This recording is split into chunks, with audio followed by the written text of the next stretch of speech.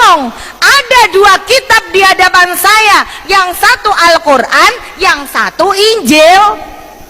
33 tahun saya jadi tim sukses gereja, saya belum pernah meneliti Injil.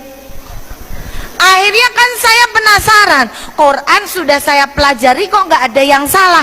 Iki ojo-ojo sing salah Injilku. Akhirnya saya membuka Injil perlahan, Bu. Saya buka lembar demi lembar. Ketika saya membaca Injil, saya luar biasa kaget, Bu, karena saya dapati di dalam Injil Imamat 11 ada tertulis, haram bagimu makan babi dan binatang berkuku belah lain, bahkan bangkainya pun jangan kamu sentuh. Loh, ternyata Injilku melarang, mengharamkan makan babi, Bu. Saya kembali berpikir, loh, kalau di Injil dilarang, kenapa setiap aku misa bareng sama Romo pastor, saya pulang diamperke di warung, malah ditukokke tongseng kire. Malah kire, Bu. Saya pikir ini udah nggak benar ini. Akhirnya saya kembali membuka, Bu. Ketika saya membuka Injil kembali, saya berhenti lagi untuk kedua kalinya di sebuah Injil Korintus. Di dalam Injil Korintus ada tertulis pesan untuk para ibu-ibu. Dikatakan di dalam Injil Korintus, hai wanita, kenakanlah tudung pada kepalamu, jika tidak botakin saja rambutmu. Pantaskah seorang wanita berdoa tanpa menggunakan tudung pada kepalanya? Ayat berikutnya tertulis, seorang wanita yang berdoa tanpa menggunakan tudung pada kepalanya sama dengan menghina dirinya sendiri. Begitu saya tahu ayat ini, saya kaget, Bu. Saya langsung lari ke gereja. Loh, ternyata kok di dalam Injil mewajibkan wanita untuk bertudung pakai jilbab. Saya lari, Bu, ke gereja.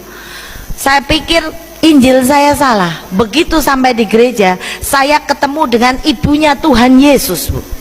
Ternyata ibunya Tuhan Yesus ini, Bu, ini kok pakai jilbab, pakai gamis, sama seperti kita orang Muslim. Ketika saya melihat patung Bunda Maria pakai gamis, pakai jilbab, oh, berarti memang benar Injilku ini melarang wanita ngumbar auratnya. Tapi zaman saya di gereja, Bu, Masya Allah, saya kalau pakai baju itu modelnya model bupati, Bu. Buka paha tinggi-tinggi. Model kemeja sekwilda, memperlihatkan sekitar wilayah dada. Puting beliung kelihatan, Bu. Bahkan, Bu, aku tuh kalau rokku basah, nggak ada rok, saya pakai celana kok, Bu. Model celana saya itu modelnya SMS, selangkangan metu sidik. Ya mulus wong Cina. Ini loh, Bu. Ternyata di dalam Injil mewajibkan wanita untuk menutup auratnya. Saya kaget. 2 ayat saya simpan. Saya buka lagi Injil. Ketika saya membuka Injil kembali, saya tambah kaget lagi, Bu. Ketika saya membuka Injil Kejadian, di situ ada pesan untuk para bapak-bapak. Ini, Bu, disampaikan sama bapaknya, karena di sini nggak ada bapak-bapak, nanti ibu yang menyampaikan. Ternyata di dalam Injil ada tertulis, hai laki-laki, sunatkanlah daging kulitmu sebagai perjanjian antara aku dengan dikau. Loh, Allah yang ngomong wong lanang kudu kon sunat. Lah tapi ya bojoku gak sunat, Bu.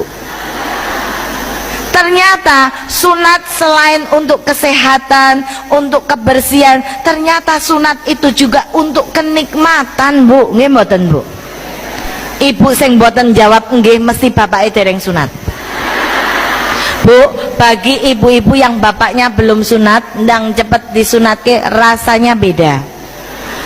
Tadi dikatakan oleh Pak Bupati toh, memang wong nek sunat rasane maknyos tenan, Bu. Kok nggak percaya? Lah aku ki wis jajal, Bu. Nanti tak ceritain. Suami saya nggak sunat rasanya biasa kok, Bu. Ketika saya tahu 3 ayat ini, Bu, saya mulai oleng jadi orang Katolik. Ternyata aturan-aturan yang ada di dalam Injil yang menjalankan kok justru saudara saya orang Islam.